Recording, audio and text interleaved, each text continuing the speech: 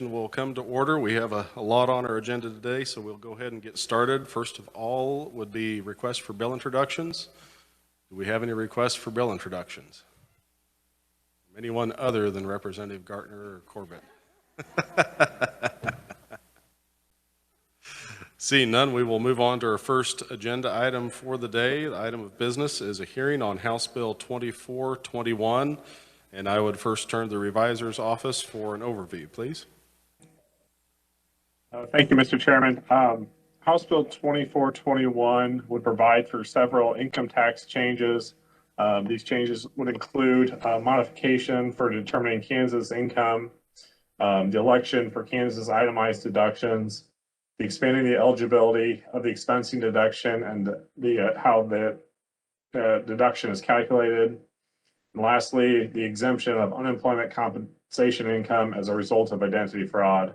Going through the bill, Section 1 deals with the identity fraud provision, whereby fraudulently obtained unemployment compensation would not be included in income tax purposes. Section 2 and 4 of the bill deal with the modifications for determining Kansas income. Modifications would include modifications for the GILTI income, the business interest, the capital contributions, the FDIC premiums, business meal expenditures, the PPP payment protection program loans, and the corresponding expenses. Accordingly, the GILTI, the business interest, the capital contributions, the FDIC premiums, those will apply starting in tax year 2021 and thereafter. And the business meal expenditures, payment protection program loans, and the corresponding expenses will apply for tax year 2020 and then going forward. Section 3 of the bill, like I stated, would allow the election to take itemized deductions by individuals. Those provisions will apply starting in tax year 2021 and going forward. Then lastly, Section 5 would deal with the expensing deduction and the calculation of how it's calculated. And additionally, it would expand eligible individuals who could take the expensing deduction. It would expend for all income tax filers. This would be in addition to the corporate and the privileged tax filers who currently exist, and this would apply for tax year 2021 going forward. And with that, I'd be happy to stand for any changes. Questions for the revisor?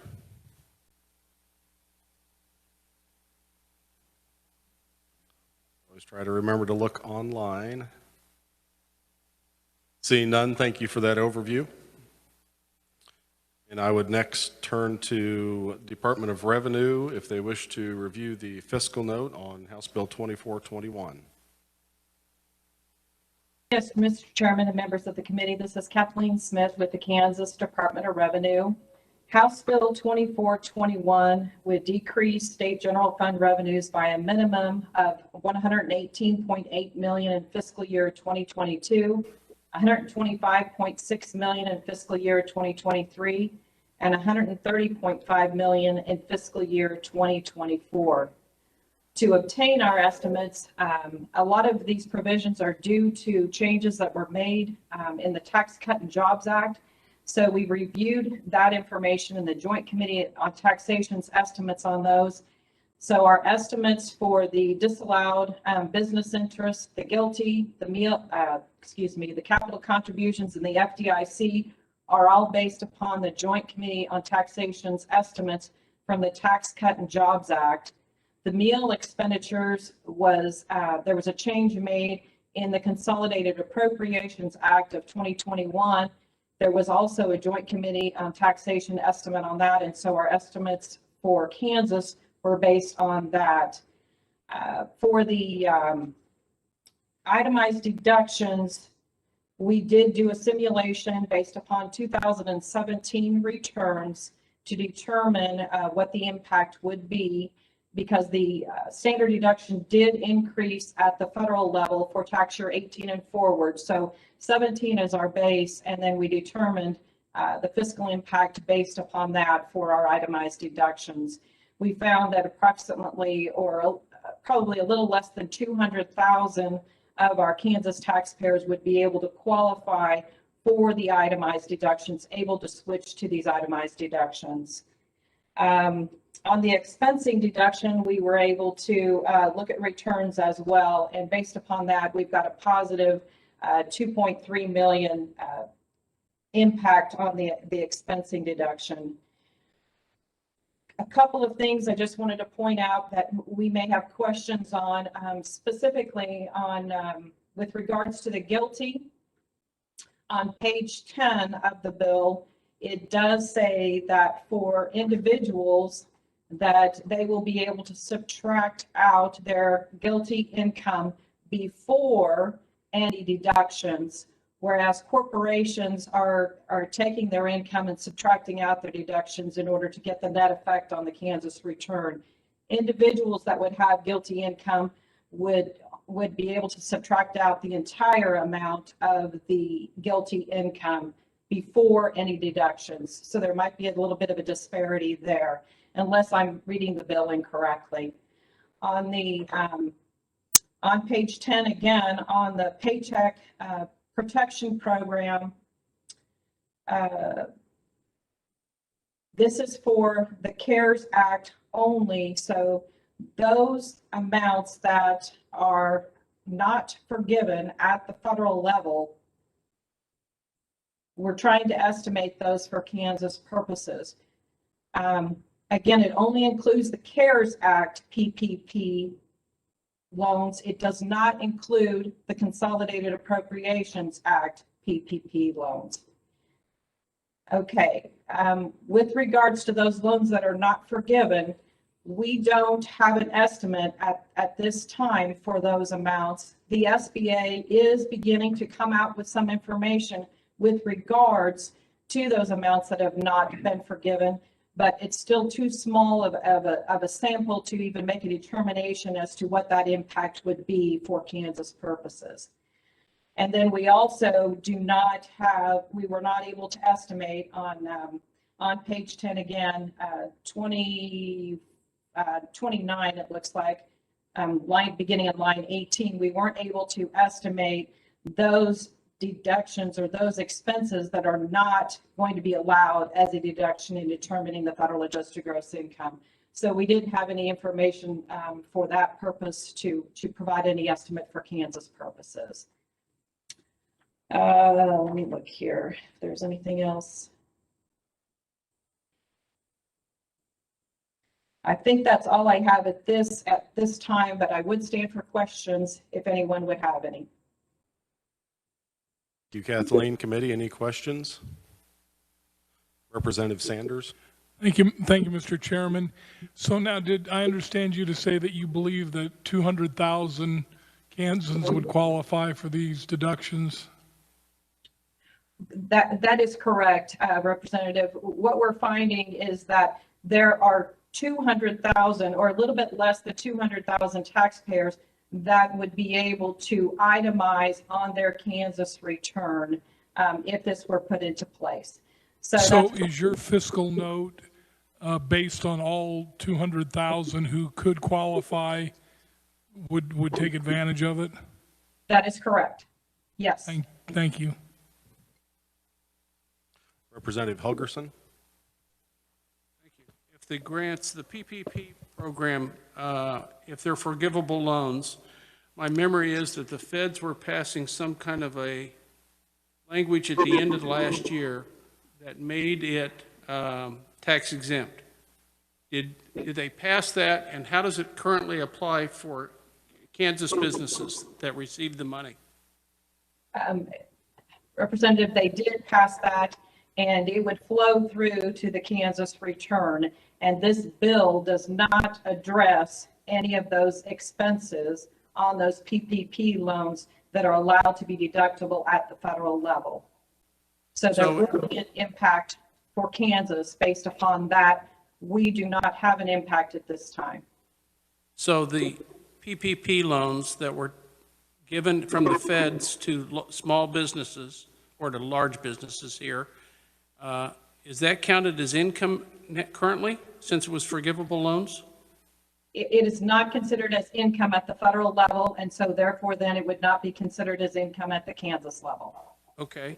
Second part, there were a series of grants made to state and local businesses from local communities, from the Department of Commerce and from the county.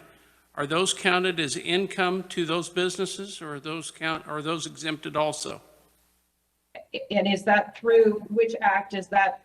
I would assume it's through one of these new federal programs. And state and county programs?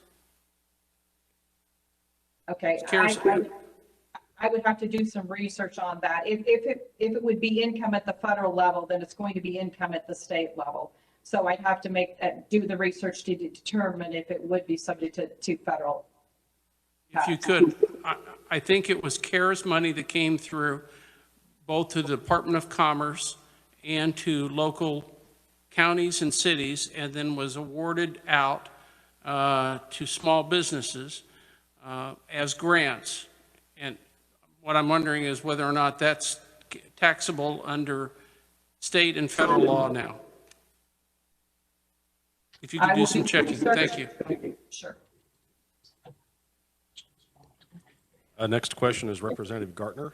Thank you, Mr. Chairman. According to I remember, I believe $5 million was appropriated through the Commerce Department for small businesses, restaurants, et cetera. For some reason, I thought I read that they were a grant and they were forgiven. So good question to Kathleen. I'm not sure, Representative, but Kathleen, my question is, those 200,000 itemized, projected itemizers, what percent overall of tax filers would that be? If all of those 200,000 would take advantage of that, it would be 15%. Right now, in our filings, I think for 2019, it was around 93% claiming the standard deduction and 7% claiming the itemized deductions. And we'd probably go to an 85-15 split if this were put into place. Right, and that would be sort of the max Correct. of your projection. Okay, thank you. Committee, any further questions? If I could jump back to the PPP loans that are to be forgiven, you said that this bill applies to the CARES Act funding, but not the Consolidated Appropriations Act. Could you help refresh my memory on what the difference is between the two? I don't know that there is much of a difference. I just know that both acts were offering PPP loans. And so with the provisions that are provided on page 10 in sections 1102 and 1106 of the Public Law 11636, that only addresses the CARES Act. So if you wanted the PPP loans through the Consolidated Appropriations Act to be included in here as well, we would need to address that. Okay, thank you. Any further questions for Department of Revenue? We'll try to remember to check online too. Seeing none. Kathleen, thank you for your presentation. Committee, at this point, we will open up the proponent testimony for House Bill 2421, and first turn to Eric Stafford with the Kansas Chamber.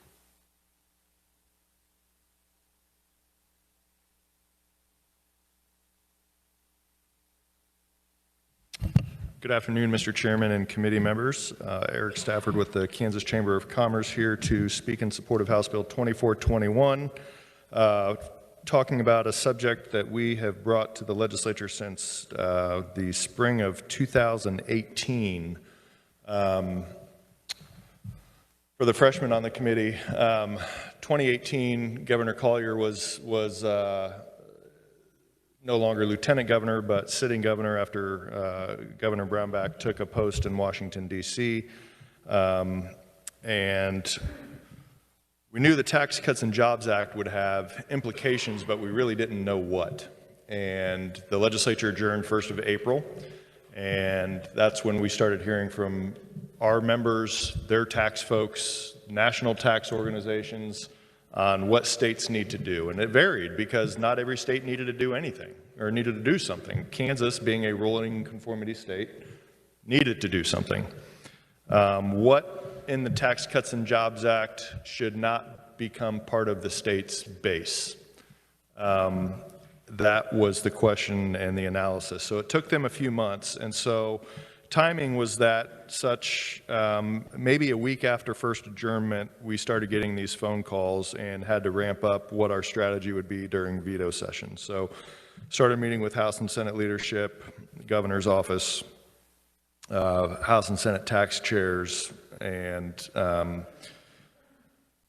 had a bill that we worked on that decoupled from these provisions. And a lot of the concern at the very beginning was, you guys are taking money out of the tax base from the state of Kansas. We're going to have a tax cut at the state of Kansas because we're just going to remove money that has always been in the tax base. So once we got past the assurance that these are new provisions, these provisions have not been in the tax base prior to December 30th of 2017 when the Tax Cuts and Jobs Act passed. Once we got that comfort level, then we got the pushback that we're just doing brownback tax cuts again. We can't be reckless, give corporate tax breaks, and do the failed tax experiment that Governor Brownback pushed. The bill that was signed into law in 2012 did nothing for corporations. C Corp saw zero relief. Everything that was done in 2012 dealt with individual taxpayers, lowering individual income taxes, and pass-through entities, S-corps, LLCs, partnerships, sole proprietorships. Those were the ones who saw the tax benefits of the 2012 tax changes. So that bill, again, for those who weren't here, failed on a 59-59 tie. We had 4 lawmakers who, if I had to bet money, once you guys legalized sports wagering, probably would have been yes votes, and we probably would have gotten that signed into law.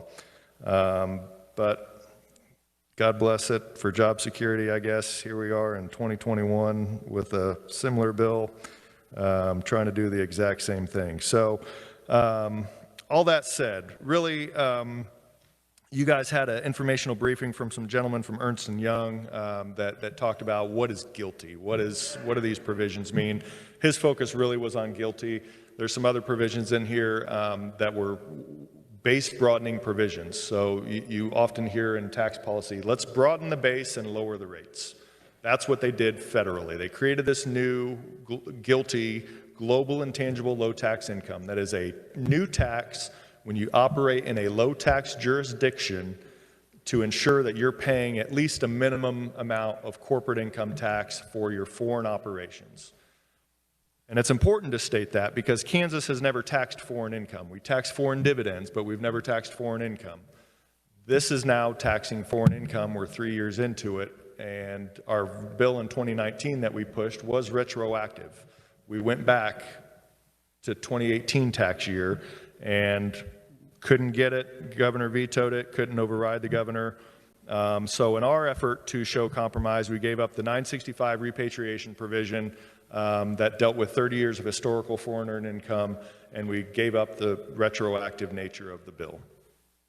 So this bill here that deals with the individual tax piece as well for the itemization, some other folks are going to focus on that. I just want to focus on the business pieces today. This bill is for tax year 2021. So it is not going, even our current tax year that's going to wrap up April 15, now May 15, US or IRS just announced that they're extending the deadline 1 month. This is not tax year 20. This is tax year 21 for all provisions. I think it's important to mention that too. So back to guilty. So you'll see in our written testimony here that the GILTI inclusion effectively taxes foreign earnings in excess of a 10% rate of return, so 10% profit. So they're wanting to at least have 10% profit on fixed assets at a reduced rate by providing a 50% deduction initially. So again, including GILTI in the tax base, there is a foreign tax credit at the federal level that Kansas does not operate. If you want to put GILTI in your tax base, fine, but give us a foreign tax credit for foreign taxes paid, one or the other. But the best way, because then you're dealing with apportionment, how much of that income should be apportioned to Kansas that's earned in Switzerland or Ghana or whatever a low tax jurisdiction might be, I don't know. That is a key component for why it's best just to decouple. You're dealing with apportionment strategies, you're dealing with the complexities of figuring out, how much is apportioned to Kansas. We dealt with the single factor apportionment bill here in Kansas that you guys heard earlier this session, 2187 I think it is. That comes into play under our three-factor approach, but how do you have foreign income calculated in that? Another thing that we've heard late this fall, November, December timeframe leading up to this session was that one of our member companies going through an audit is being told that we've operated under the assumption that the 80% deduction, foreign dividend deduction in Kansas would be applying to GILTI. That's kind of been our thought all along from 2018 when we started working on this. And what they're learning is that our Department of Revenue is operating under the pretense that that deduction does not apply. So therefore, all the GILTI income is subject to taxation in Kansas.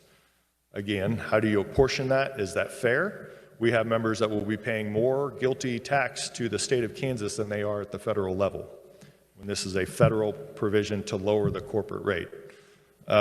Some comments have been, well, why don't we use GILTI to lower the corporate income tax? We've had that discussion with Republicans over the last few years, with Democrats over the last few years as well. Let's keep that in the base, but let's utilize that revenue to potentially have some cost savings.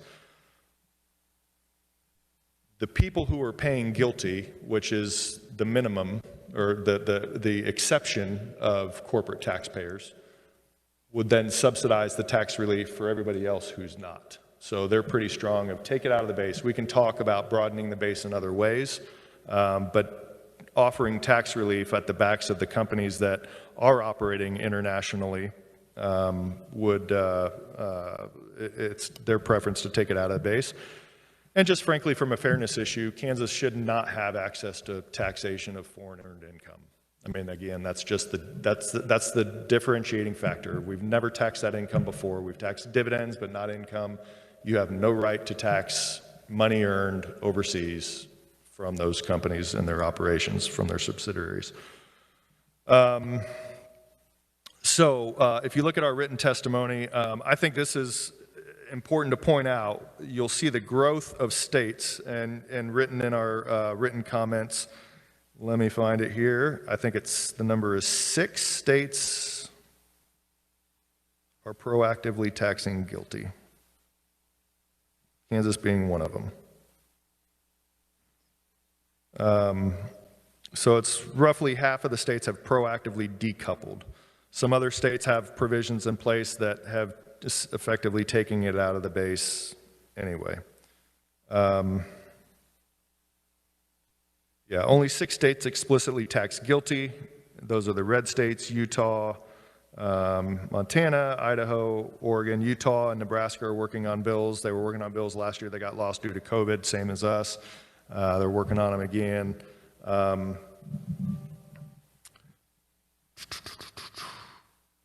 anyway, you'll see the number of states. The second graph is from January of 2019. So you see the growth of the number of states that have taken action to address that provision. Just last night, March 16th, 2021, get a ding on my phone, Tax Foundation email, how GILTI are U.S. industries? GILTI. And it's a update on what potentially could happen under the Biden administration with GILTI, which is, again, another important factor to consider. But what Tax Foundation, their message is, be careful, Congress, and what you do to impact businesses. The article, though, I think is beneficial, and I'm more than happy to send that out to the committee because it's showing who is paying this GILTI tax.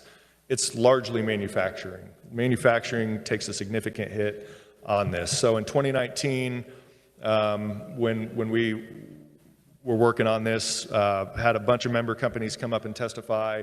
One company of ours, member company of ours, that submitted just written testimony.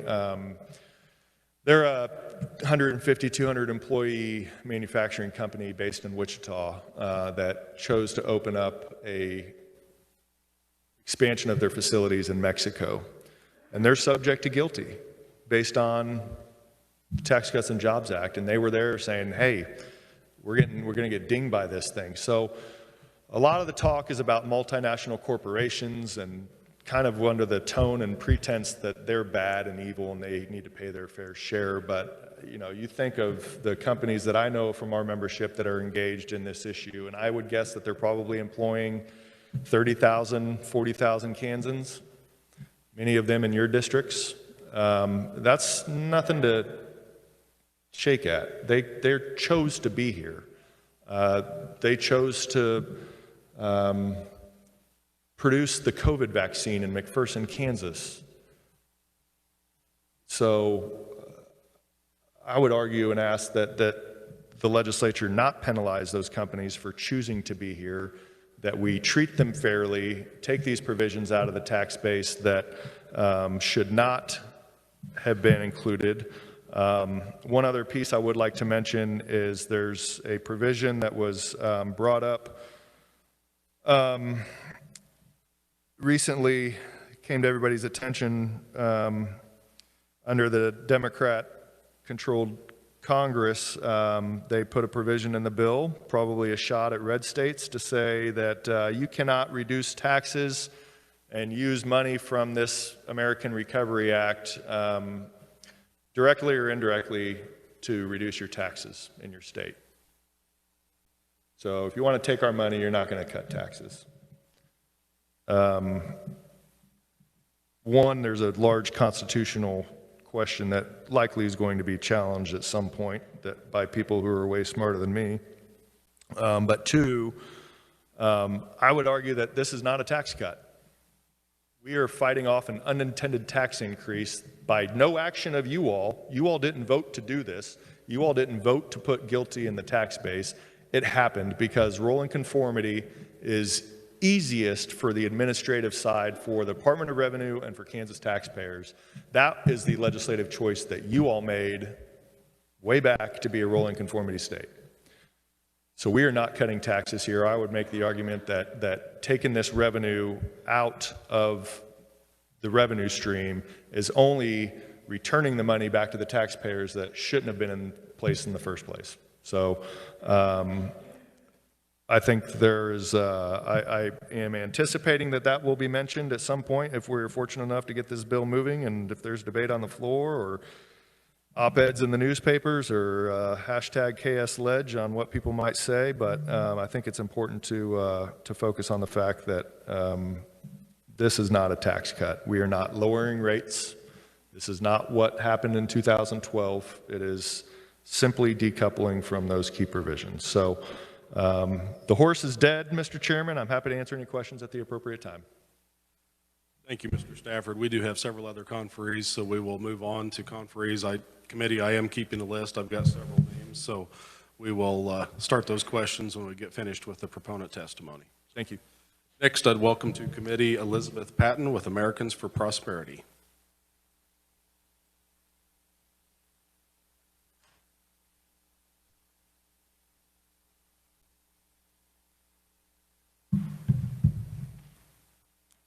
Hello. Thank you for the opportunity to testify in front of committee today. My name is Elizabeth Patton. I'm the State Director for Americans for Prosperity, Kansas.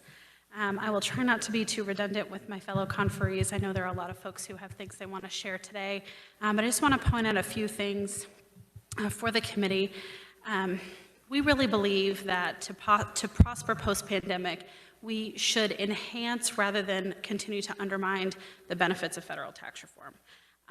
When we talk to constituents at the door, which is something we do regularly, a lot of folks were concerned with the fact that they have not been able to reap the full benefits of the Federal Tax Cuts and Jobs Act.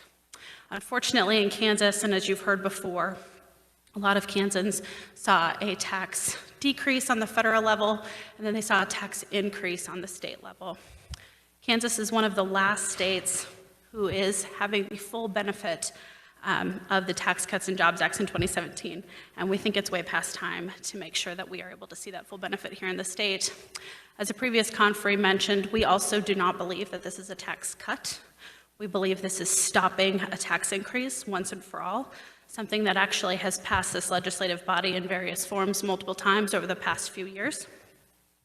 Unfortunately, when Governor Kelly vetoed this legislation the last time, she said that the benefit to Kansas families was negligible. And our argument is that any amount of money that can be returned to Kansas families should be returned. And by no means should we minimize the amount of benefit to Kansans on this issue, and as some opponents have done. Any amount that was not intended to be to the state of Kansas in the first place should be returned to the Kansas taxpayer. Based upon IRS data from 2016, and you may hear more about this, but nearly 250,000 Kansans took the homeowner and charitable deductions in that tax year, and about half of those adjusted gross incomes were less than $100,000. So this is not something that merely applies to large corporations. Our point is that this affects Kansas families in a time especially as we have now. If we have an opportunity to finally stop a tax increase and to give back money that the state was never intended to have in the first place, then we have an obligation to do so once and for all, and I would be happy to stand for questions at the appropriate time. Thank you, Elizabeth. Thank you. Next conferee is Mark Toom with the Kansas Association of Realtors. Welcome to committee.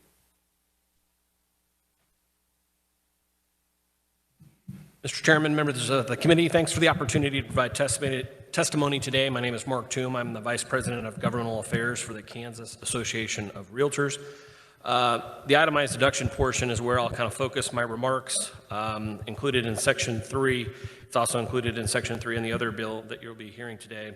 And really, this part of the legislation would provide Kansans with a long overdue ability to take state-level itemized deductions, regardless of whether they take the standard deduction or itemize on their federal returns. I want to first state that this should not be framed as a specific choice between standard deductions or allowing for itemization. There's nothing that says you can't do both. They both have separate policy arguments and really compelling arguments. I think we're certainly less of a standard deduction than all of our neighboring states, although there are a lot of moving parts when you get into tax policy. However, the reason we are here is because of the change at the federal level, resulting in a tax windfall at the state level, a tax increase that was not voted on by the legislature, as it's been stated by previous conferees, and happening because of these federal changes and the inability of state tax payers to choose. If you increase someone's taxes, you should really probably have a transparent debate, vote, and make sure if that happens or not happen. That should be done by a vote, and I think that's the subject of several other legislation that you've had passed this year. I'd also suggest that this is not limited to wealthy taxpayers. If you look at 2016, I think that was just mentioned, $250,000, and it's actually 48.2 had adjusted gross incomes of under 100,000, so they're not enjoying the federal tax cut and jobs act, and in fact paying more at the state level. So if you look at what a true middle class income, the Pew Research Center defines middle class for a two-person family with a range of between 44,000 and 131,000, and a four-person family in middle class income has a range of 58,000 to 174,000. So we are still talking about middle class homeowners and taxpayers.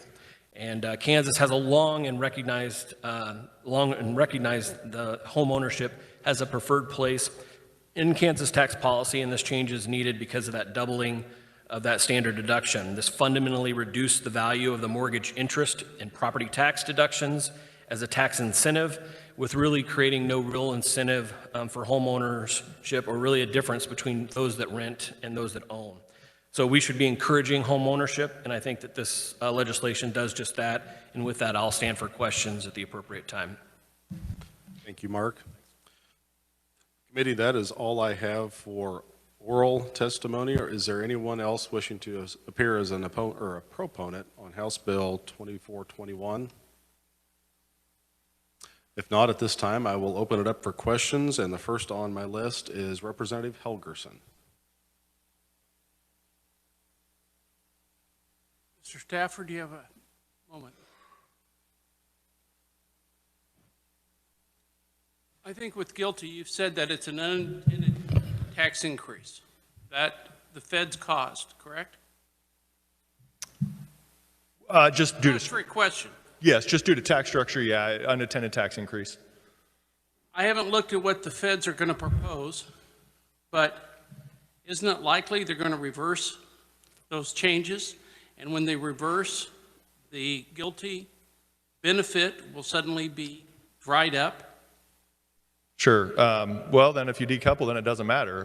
But I'd say that the conference calls we've sat in, the Zoom calls we've sat in on with national organizations, whether it's the U.S. Chamber, National Association of Manufacturers, Tax Foundation, whatever, most of the discussion that's taking place at the national level, President Biden released his proposed tax plan. It's dealing with rates. It's not really repealing the structural changes of the Tax Cuts and Jobs Act. It's taking the corporate rate, the one proposal I saw is taking the corporate rate from 21 to 28%. Some of the other provisions deal with high wage individual income taxpayers, I think over $400,000 or something like that. So it's more focusing on rates versus the structural changes. Again, that article that came out from the Tax Foundation last night was just cautioning against changes to GILTI. It wasn't addressing specific changes that are being proposed to GILTI at this time. So I would say, as of right now, we haven't heard anything specific that is being changed on the more foundational pieces of the Tax Cuts and Jobs Act. It's just what are capital gains rates, what are income tax rates, corporate income tax rates, that type of stuff. Okay. First, if you could send that article, I'd be interested. Yeah, absolutely, I will. But going back, if Congress does reverse itself and reverse itself across the board, then the problem is taken care of. Yes, It wouldn't yes. take care of the previous losses that the companies have had, but it would bring it back to where we're at. Correct. Okay. Thank you. Yeah, and also, yeah, Mr. Chairman, if it's not taken care of, it's not fixed, which I think would be our focus. Next question goes to Representative Clayton. Thank you, Mr. Stafford. Make yourself comfortable. Thank you. Again, thank you for being here today. I've got this first question might be more appropriate for the reviser, but obviously as a member of the Commerce Committee, Section 1 is jumping out to me. And I don't know if the Chamber has a position on this, at least regarding Department of Labor and fraud and unemployment compensation. I'm not quite sure why this is in a tax bill, but I don't know if this is a you thing or a reviser thing. So. Yeah, we did ask for that to be, this bill is largely based off of Senate Bill 22, which I think is technically being heard after this. We, in working with Senator Tyson, brought that forward as the fraud was happening to ensure that there was no liability for fraud victims under unemployment insurance. I think since then, another provision of the Federal Relief Act that just passed a week or two ago, there is an income tax exemption for unemployment benefits for the first $10,200. So just FYI, if there's any discussion going forward, do we need to, I know there was some talk about trying to debate that policy at one point, and that's been taken care of through, again, rolling conformity, and we got verification from Department of Revenue. We asked them late last week, do we need to proactively do anything to match this, or just making sure rolling conformity applies here? They said, yes, it does. No action needs to be taken. But we put that in there just for the concern over folks who had benefits filed under their name that they were unaware of. was the intent there. No, and that makes sense. And I do just want to offer a point of clarification on something in your earlier testimony. I'm about as bipartisan as they come, guys. But let's talk about tax policy. Let's not talk about Democrats and Republicans, because it was the previous president that passed the Tax Cuts and Jobs Act in the first place. And so, in essence, he is the one who caused this problem, he and those who supported it. So I would like you all to just consider the possibility, as the previous representative said, to maybe hold off on this for a little bit and see, do we know when the feds will be taking this vote? When they'll be taking up their tax policy? Yeah, Mr. Chairman and Representative, Because normally I don't like to talk about them, but obviously if we are going to legislate in reaction to what they're doing, and if we have this fundamental change at the federal level, then, geez, we don't even know what they're going to change next. And so this feels a little bit, kind of like old news, so to speak. And so I think as we're making tax policy, just if we're really playing the long game and looking ahead as opposed to looking back. Yeah, and to your first point, I wasn't trying to slight Republicans, Democrats. I was just trying to paint the picture of what happened. So I wasn't, just for the record, to that last point, Representative,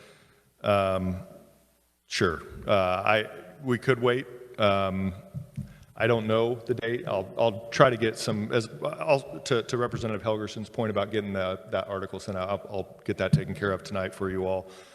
Get it emailed out, but I'll try to see if there's anything I can find on estimated time frame for that. I haven't seen specifics other than the specifics of a plan are starting to come out. So I would guess we're a month or two away by the time they finalize something and get it moving. Third point, again, we can say, well, it's President Trump's fault and Congress's fault, but again, we as a state chose, for simplicity's sake, rolling conformity as the best option, right? So we can proactively say, you know what, we're going to introduce a bill, we are no longer rolling conformity. But for ease of taxpayers and for the administration at the state level, that's probably not best. And so that's the policy decision that we as a state have selected. So I think it's unfair to say, well, it's their fault. Well, it's our fault too, because we chose to be rolling conformity. So if you don't like it, then let's go back to something else. And then this isn't an issue. And we'll predate it to before TCJA. So I think it's intended for simplification, so I don't think it's necessarily fair to point fingers and say, well, it's their fault or it's not their fault. Well, then it's going to be Biden's fault for if he passes something right now that screws us over.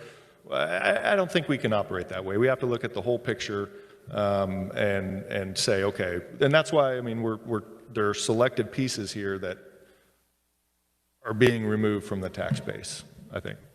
And I've just got two quick ones. I promise I'll make it short and sweet. Has your organization considered introducing legislation to make us no longer a rolling conformity state? No, because I think from it's just from tax administration perspective, I can't remember the organization, if it's Council on State Taxation or whatever the group is, we actually get it is Council on State Taxation. We get I think it's an A+ or an A- in our tax administration ranking. So like our administrative state from our Department of Revenue is like really, really good. So that's one thing we're doing really well, and I would think going away from rolling conformity probably would negatively impact that. Well, yes, if memory serves, I believe Kansas got an award from the Tax Foundation for that wonderful bill we passed in 2017. I'm still awful proud of that. One final question. I don't know if this is a you thing or for someone else in the organization, but has your organization been in contact with our federal delegation to find out where they are on this as far as tax policy is concerned at the federal level? Is there, because again, since we are a rolling conformity state, it only makes sense that the Kansas legislature is staying in close contact and negotiations with our federal delegation. So I'm happy to call my congresswoman, but have you all had any conversations about this? Not specifically I don't know, I think it was probably the last conversations we've had with any national folks was probably, I would guess, right after the election, but nothing recent. All right, well, and that makes sense. And so I guess in closing, if this is not a tax cut, should I vote against this, I'm going to assume that I absolutely will not be postcarded as raising taxes. So thank you so much. I do appreciate that. Thank you, Mr. Chair. Next, I have Representative Woodard. Thank you, Mr. Chair. Eric, if you're willing, since you mentioned this, we are still waiting on the federal government, the Department of Treasury, to give us guidance on, there's been some speculation about not being able to reduce taxes if we're going to accept the $1.6 billion in relief dollars, or my constituents call it the STEMI dollars, I guess. So we're still waiting on that, right? And so my fear with us moving swiftly, as one of the conferees put it, is we've seen what happens when you move swiftly. It becomes a $1.5 billion bill that the Senate rushed through, right? So I'm glad we're here in the deliberative body in this building. But really, how do we justify pushing through this when it potentially risks some really critical aid that could be coming into the state? So yeah, until there's guidance, I mean, you might not know. Again, I would argue that the nugget of the provision, from my understanding, what I've read, is that you cannot reduce SGF revenues for tax cuts with this money, and then use this money to fill the budget. So say we take $300 million for highways out of, and no offense to the contractors, just for the record, anybody watching, I was going to say schools, but I didn't want to cause a firestorm. I'm just using an example. This is purely anecdotal. So Michael White, I apologize. But just say we take money out of the highway fund, 300 million, 200 million, whatever, and then take 200, 300 million, equal amount of that federal dollars and put it in, then that frees up SGF money, hypothetically.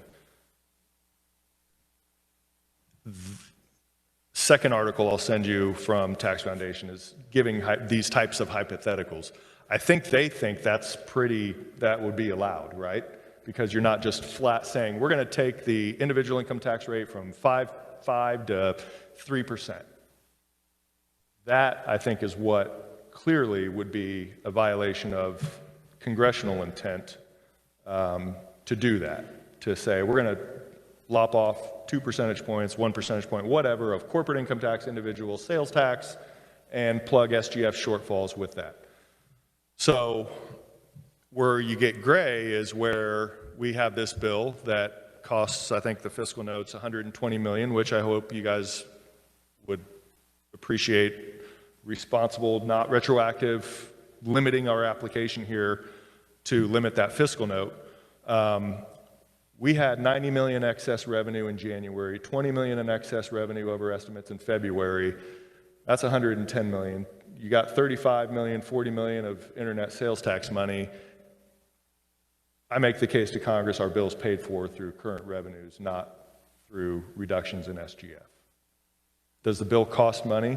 Yes, it's a tax bill. It impacts revenues, but it's not like, again, the hypothetical, we're taking dollars from here to pay for reductions in individual corporate sales tax rates. We're not tinkering with the rates themselves, if that makes sense. Thank you. Thank you, Mr. Chair.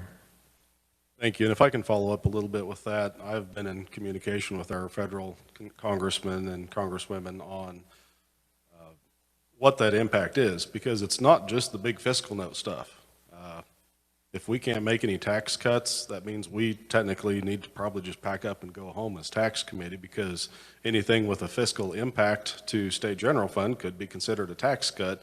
All depends on your definition of a tax cut, whether it's rates or whether it's just changing anything that would have a fiscal note that doesn't balance itself out in more of a pay-go type of situation. So we need some good definition on that. It really impacts not only this bill, but a lot of other bills that we haven't got onto the governor yet. So. Representative Corbett, I have you next on the list. Thank you. You read some of the testimony here from Cargill or Pfizer.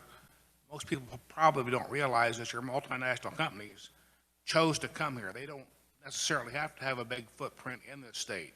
I I think by passing a bill like this, might give companies like that more of a desire to invest in Kansas and hire more people and create more jobs. And it seems like we kind of work awful hard to run people out of the state when it wouldn't take much to make them grow and come back and stay here. Yeah, that's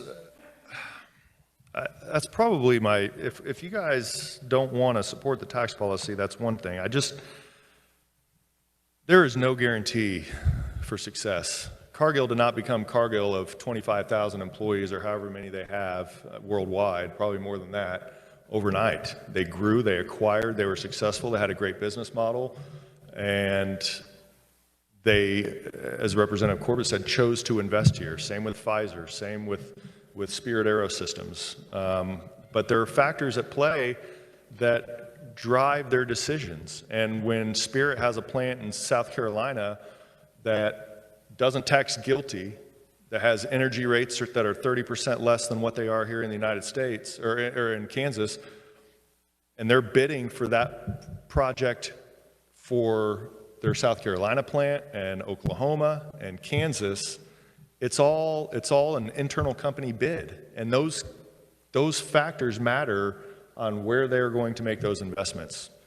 And so I feel like a lot of the tone is anti-multinational corporations. 2 years ago, I made T-shirts that I wore for Kansas multinational corporations, just kind of as a joke, because they're just demeaned like they're bad. Like it's bad to be so successful that I can have an operation in 23 countries. Gosh, I hope I'm that successful and that I am publicly traded, that people want to invest in my company so I can do more. Because then I employ people who live in our state and pay taxes and send kids to our schools and buy cars and boats that hopefully they can register here now because you guys changed the law because property taxes were so uncompetitive on watercraft in Kansas that they were registering in Oklahoma.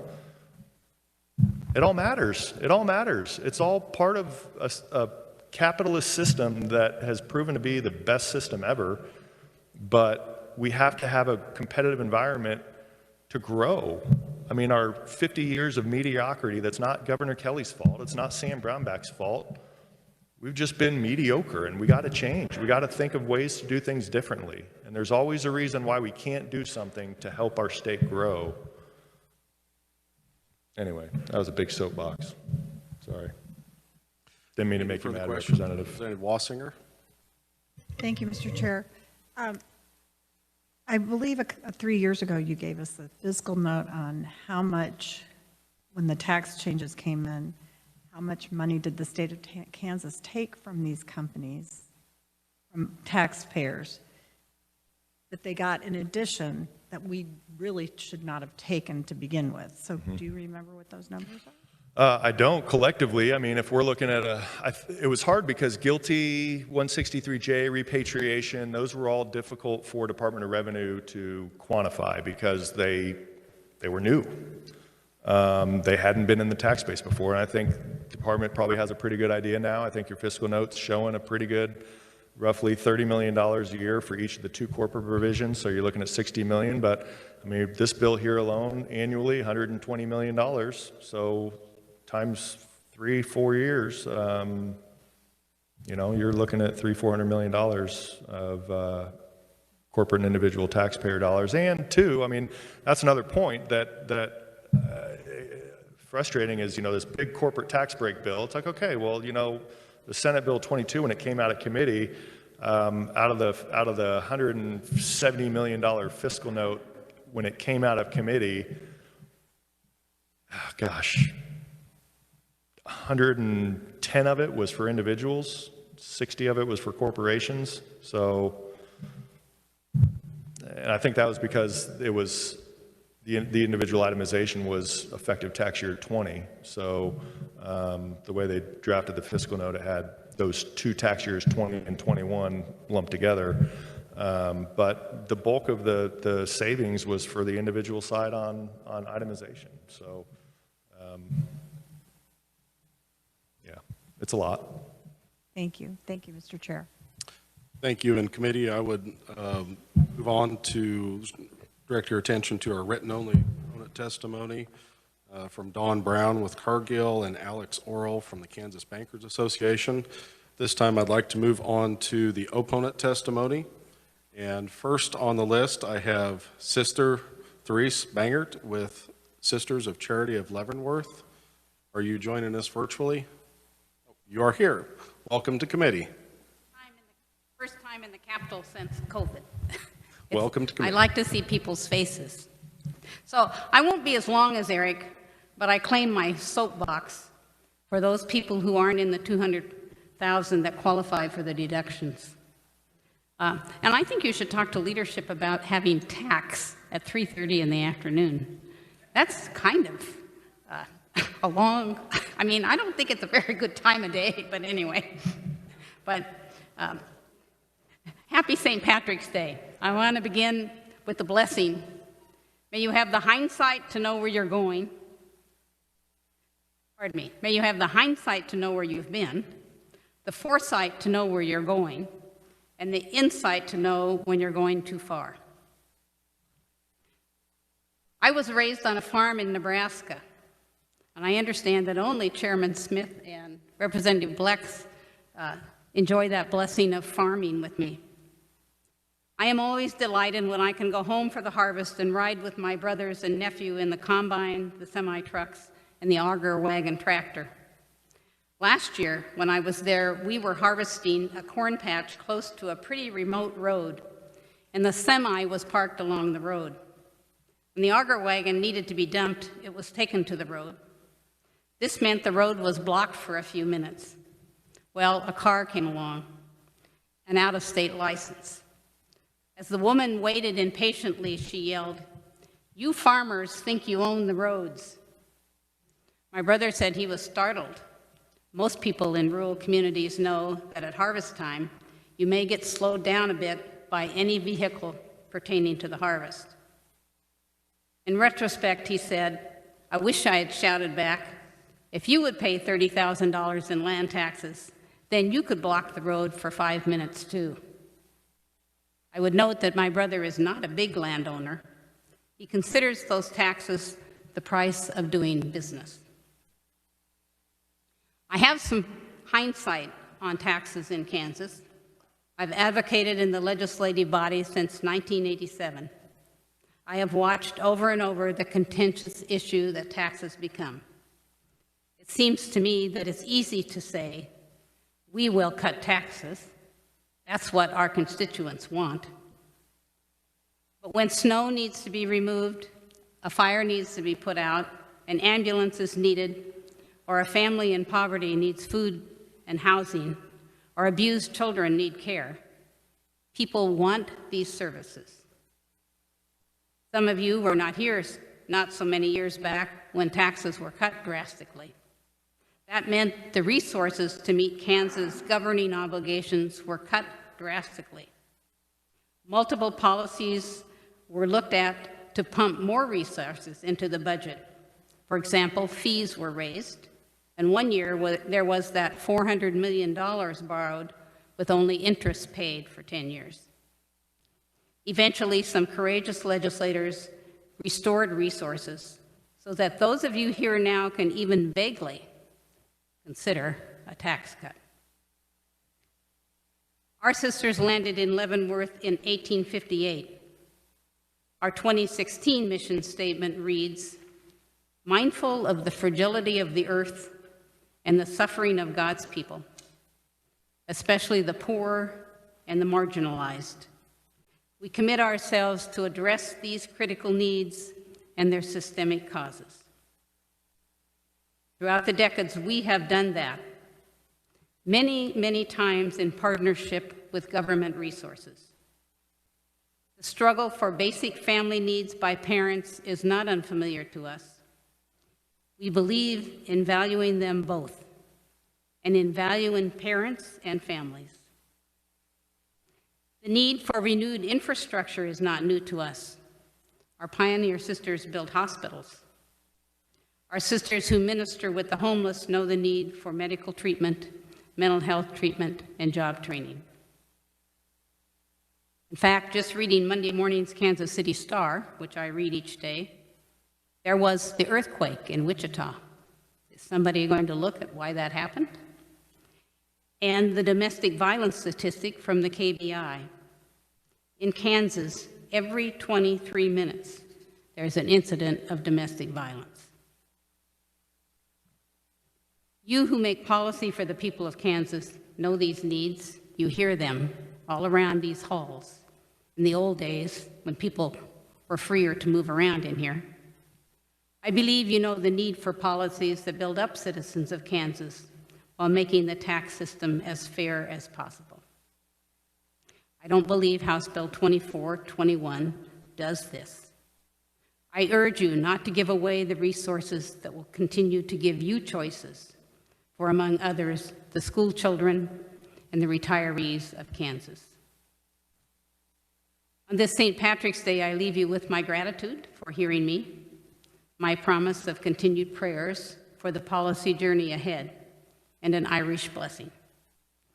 May those who love you, and for those who don't love you, may God turn their hearts. And if they don't turn their hearts, may they turn their ankles so that you will know them in their limping. Thank you. Watch for the limpers these days. Thank you very much. We will save questions for the end of testimony. Next, I'd like to welcome to committee Michael Papa with Mainstream Coalition. Good afternoon, Mr. Chair, members of committee, and thank you very much for the opportunity to appear virtually before you today. I've also submitted written testimony for your review, so my comments will be brief. The Mainstream Coalition strongly opposes HB 2421. Plainly, Kansas can't afford this. Previous conferees have stated that this is not a tax cut, but according to the fiscal note, it will decrease state general fund revenues by a minimum of $370 million over 3 years, beginning in 2022. And instead of benefiting most Kansans, measures in this bill benefit international corporations and higher income individuals in Kansas. Kansas will continue to face economic hardships due to the unprecedented pandemic, and this bill would undercut the state's ability to help when it's needed the most. If the committee is interested in helping those Kansans, Mainstream joins others who have respectfully suggested that this discussion be tabled until the state receives additional information from the federal level. We urge you to please reject this bill. Thank you. Thank you, Michael. Our next conferee is Emily Fetch with the Kansas Action for Children. Hello. Can you hear me? Yes, go ahead, Emily. We can hear you loud and clear. Thank you. Thank you. Good afternoon, Chairman Smith and members of the committee. Thank you for allowing me to speak today to voice our opposition to House Bill 2421. Again, my name is Emily Fetch, and I'm the Director of Fiscal Policy at Kansas Action for Children. My written testimony discusses several of the bill's provisions, but I will focus on the itemization component in my verbal testimony today, as I know that others are going to be speaking more directly to the components related to GILTI PPP loans and how the bill could impact the state's ability to receive the federal aid from the latest federal relief package. But I will briefly say that Kansas Action for Children strongly believes that more information is needed about the cost of the PPP provision and how this bill could impact the state's ability to receive much needed federal funds. And we believe that more information regarding those components is needed before any further action on this bill. But with regard to the itemized deductions, according to analysis done by the Institute of Taxation and Economic Policy, most benefactors of the change to itemization would be in the top 20% of the income distribution in Kansas. For the other Kansans and the remaining 80% of the income distribution, only 12% would stand to benefit from a change to itemized deductions. Their tax liability would not be drastically reduced for these low and moderate income taxpayers because, again, most of the benefit would go to higher income Kansans. If any part of this legislation, if there's a goal to help the Kansans who are experiencing economic insecurity, I applaud that goal. However, I would encourage you to consider alternatives that are more targeted and fiscally responsible, such as extending the homestead property tax credit to renters and by reinstating the refundability of the food sales tax credit.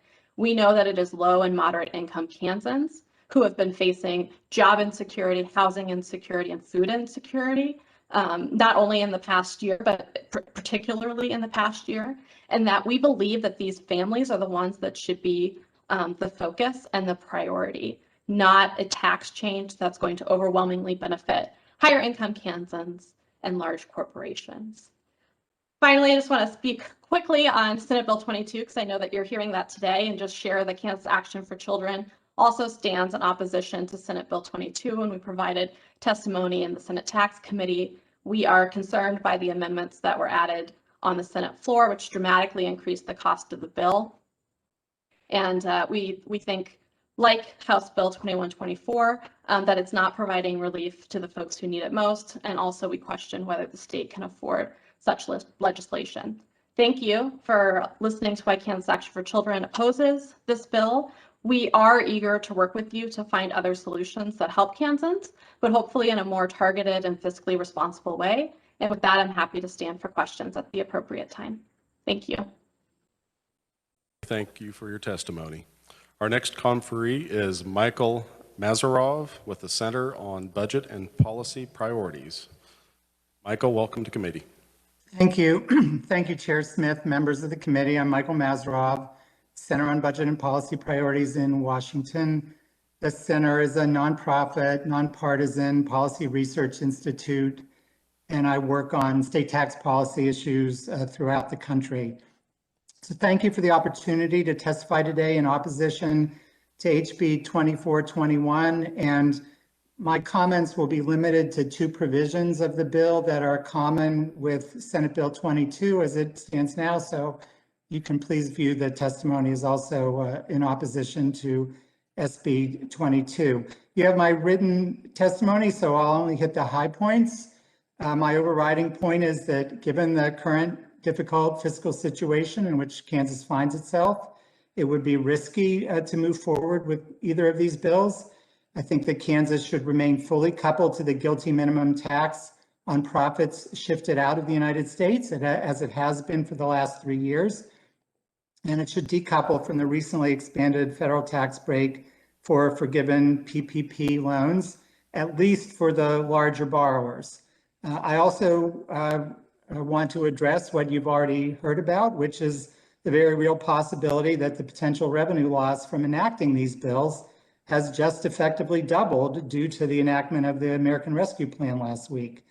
So to begin with that last point, to ensure that the aid distributed to states will provide the maximum benefit to people experiencing hardship as a result of the pandemic and the recession, the American Rescue Plan did include a provision stating that the funds may not be used to finance state tax cuts, and that provision applies to any tax cuts enacted after March 3rd as the result of affirmative steps taken by a policymaking body or a revenue department, including rates, exemptions, exclusions, credits, and so on.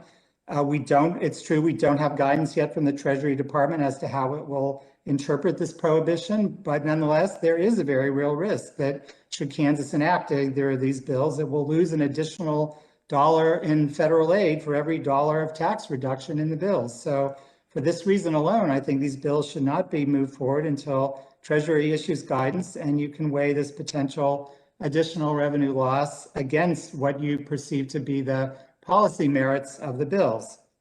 So turning to those policy merits, let me start with the treatment of Paycheck Protection Program loans. As you know, the PPP effectively reimburses wages and certain other expenses incurred by businesses receiving the loans via forgiveness of the loan if the business meets certain conditions regarding how the loan is spent. And this subsidy in and of itself is very valuable to businesses. But the December 2020 COVID relief bill layered a tax break on top of that, direct reimbursement of employee wages. Previously, if wages were paid out of forgiven PPP loans, the forgiven portion of the loan wasn't treated as gross income, but neither could the wages paid out of the forgiven portion be deducted as expenses. And this was tax neutral treatment. It had the same result as if the program hadn't been created, the worker therefore hadn't been employed, and there therefore was no other wage. There was no wage that could have been deducted. But the federal tax treatment was changed in December so that now those wages can be deducted, even though they're effectively reimbursed by the federal government. You and I can't deduct a medical expense reimbursed by our insurance company or a business travel expense reimbursed by our employer, but PPP participants can now deduct wage expenses even though they're being reimbursed by the federal treasury. Now, Congress, of course, can choose to provide a tax break on top of a direct subsidy, but it could be extremely costly for Kansas to provide an additional tax break of its own. So far, more than $5 billion of PPP loans have been provided to businesses in Kansas. And if expenses on those loans can now be deducted with a top tax rate of 5.7% for pass-through businesses and 4.0% for the corporate tax, Kansas could be facing hundreds of millions of dollars of revenue loss. So given its balanced budget requirements, it simply can't afford to provide an additional tax break. At the very least, this bill shouldn't be moved forward until the committee has received an estimate from the Revenue Department regarding how much revenue would be lost from conformity to the federal tax break.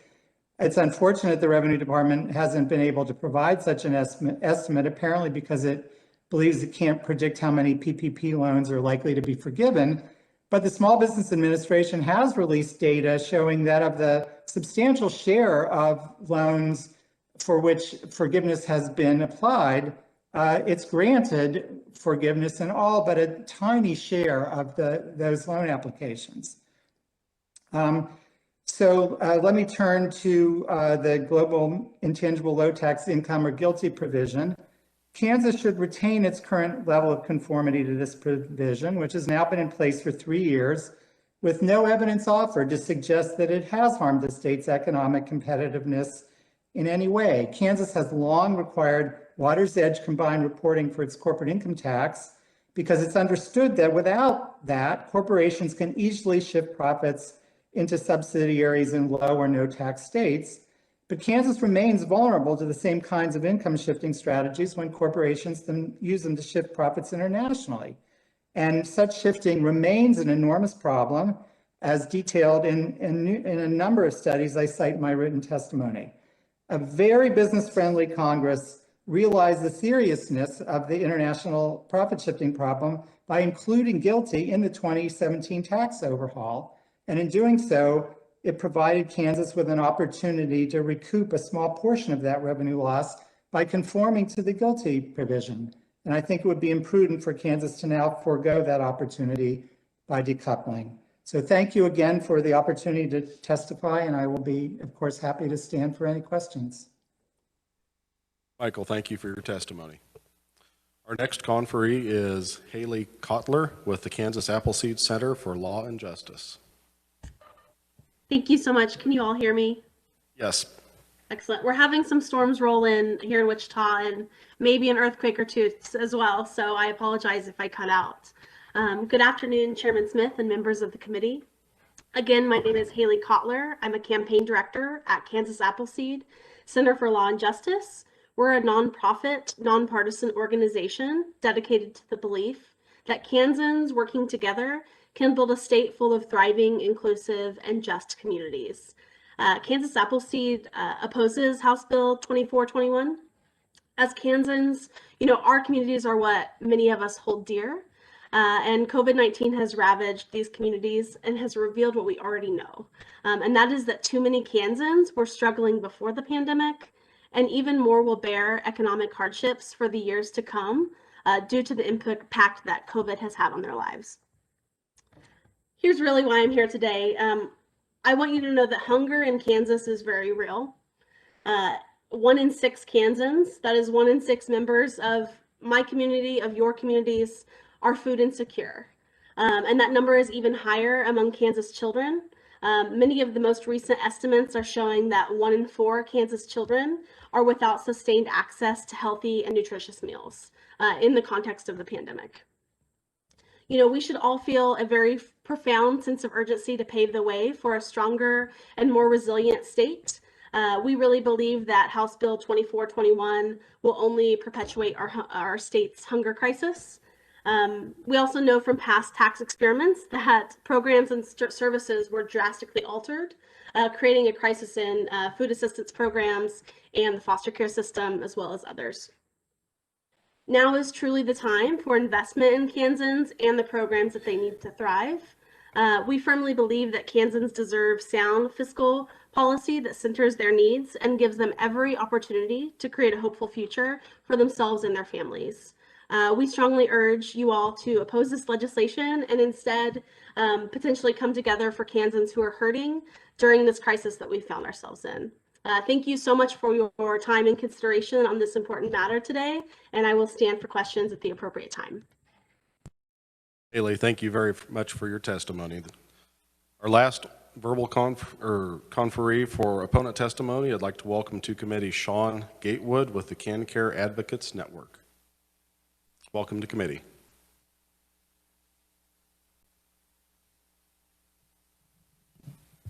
Sister Bangert and I are different body types. Thank you for having me here today, Mr. Chairman, members of the committee.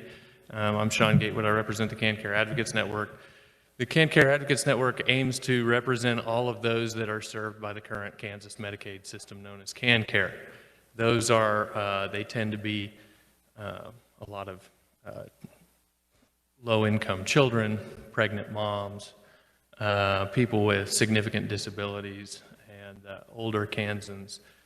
And the reason for my coming here today, generally speaking, we do not take a position on tax policy. We don't have any positions on whom to tax and how much and what would be fair. And I don't take a position on whether or not this is a tax cut, but we certainly watch revenues. And this is certainly a reduction in revenue. And I just for to save time, you can count my testimony double for Senate Bill 22. I didn't need to sign up for both. I know that these discussions are difficult because, quite frankly, I've sat in your seats before. I was on the tax committee back in 2012 on the other side of the desk. And so as a business owner and somebody who's done that, I full well understand. But I must say, to look at our current fiscal situation in the state of Kansas, we're passing a budget right now that is greatly dependent upon one-time federal dollars, hundreds of millions of dollars, which we rightly should have used. That's exactly what it was designed to do, was to replace lost revenues due to the pandemic. Our revenue estimates were abysmal, and yes, we've been beating them, but they were about as low as they could possibly be. And now we're seeing revenues coming up. They are not back where they once were, but they are coming up, at least last I had looked.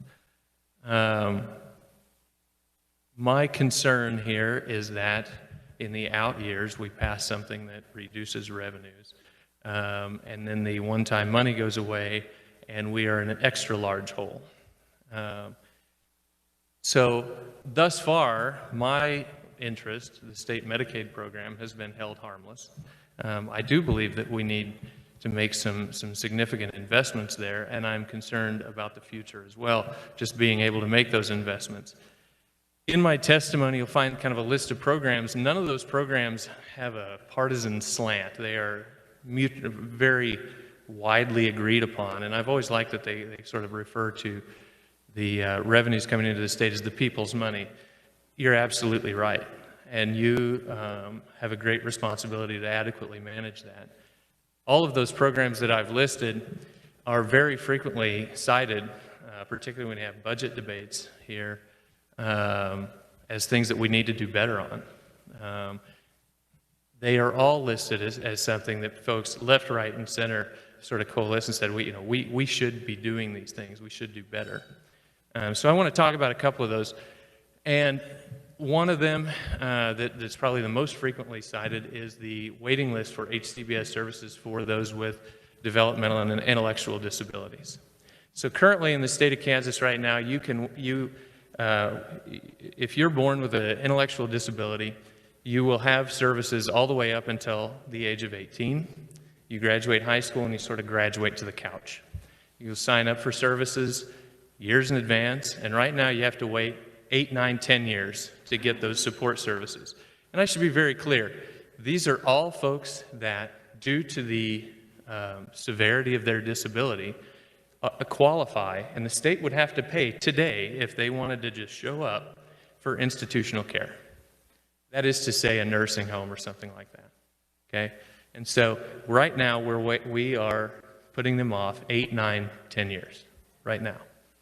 We have kids, we are currently serving about 50 to 60 kids on the autism waiver. That's it. We've identified 300 others, 6 times what we're actually serving, 6 times. And that would be life-changing, frankly, for them, because as we provide them these services, they improve their life skills and abilities to cope with their disability. We are on the cusp of having a waiting list for the brain injury waiver. These are people that have had either a stroke or a hypoxic injury or a traumatic injury, and we have a waiver that's a rehab waiver to get folks back up to speed so that they can live their most fulfilled life. Right now, we are just sort of on the knife's edge of putting that on a wait list. And I think that that's something none of us want to see. Because again, time is sort of ability with rehabbing the brain. We have all sorts of services that we're frankly in deficit on that we're seeing manifest themselves, or the conditions manifest themselves with the foster care system. So there are not nearly enough community services for kids that have addiction issues or significant mental health issues. And we are seeing that in our juvenile justice system. We're seeing that in the foster care system with an overloaded system. All of those things, all of us care about those new moms entering parenthood. Right now, the state of Kansas cuts them off. You become pregnant. We didn't provide any kind of health care going into it, and when you're young and when people are young and having kids, that's also the poorest time in their life. They have the least amount of opportunity to have health insurance in advance of becoming pregnant, and then at the end they have about 2 months. They have 2 months after postpartum, and then you're off again. And I think that many of us know that there are challenges that come from that. I don't think any of the things that I said here have a partisan slant or anything else. They're pretty widely agreed upon, these problems. And when we contrast that with where revenues are in the state and the potential, I think that I think you see where I'm going with the argument. So I will stand for questions at the appropriate time, and thank you for having me today. Thank you, Sean. I show no further verbal opponent testimony. Is there anyone else wishing to appear as an opponent on House Bill 2421? Seeing none at this time, committee, we will open it up to questions for the opponents. Do we have any questions? Going once, going twice, 3 times. Okay. Committee, I'd like to address your attention to the written-only testimony opposing 2421, and I show no neutral. Is there anyone else wishing to appear on 2421? Seeing none, we will close the hearing on 2421. And committee, as kind of a formality, I wanted to give ourselves a chance to take a look at least at Senate Bill 22. I will forego the reviser's overview, much probably to his gratitude, but we will open up the hearing on Senate Bill 22, and for the conferees and committee, we're just trying to hit some of the differences. let's keep it brief in the interest of time. I think we've thoroughly looked at 2421, so if there's any differences that you'd like to address on Senate Bill 22, we will start with proponent testimony. And I would turn first to, it looks like we have Eric Stafford with Kansas Chamber. Thank you, Mr. Chairman. This should take 15 minutes, I promise. No, really, the only difference, there are a lot of amendments added on the Senate floor dealing with retirement income taxes. The fiscal note was inflated to close to, I think, $500 million the first year. So obviously support a tax-friendly environment, but would have preferred that that debate take place on another bill. So happy to answer any questions at the appropriate time. Thank you, committee. That's the only verbal proponent I show on 22. Is there any questions? Seeing none, we will move on to, actually, I apologize. I do have several others that are wishing to appear as proponents. Elizabeth Patton, is she still here? Pardon? Mr. Chairman, she said she's satisfied with written testimony. Okay, thank you. And I also show Mark Toom. Written only. Okay, thank you. I didn't want to skip anybody, so committee, I'll turn your attention to the opposition, and I believe we only have one. Michael Mazarov, did you wish to make any further comments on Senate Bill 22? No, thank you, Mr. Chairman. Okay, thank you. Did I miss anyone that is wishing to make any further comments on Senate Bill 22? Yes, Sister Threes.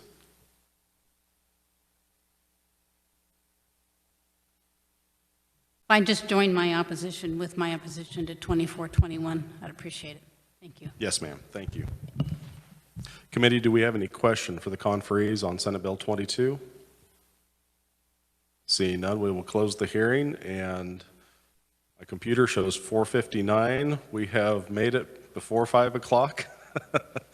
I thank everyone for their patience. I thank you for the robust discussion and questions, and stay safe as the weather rolls in this evening. We are adjourned.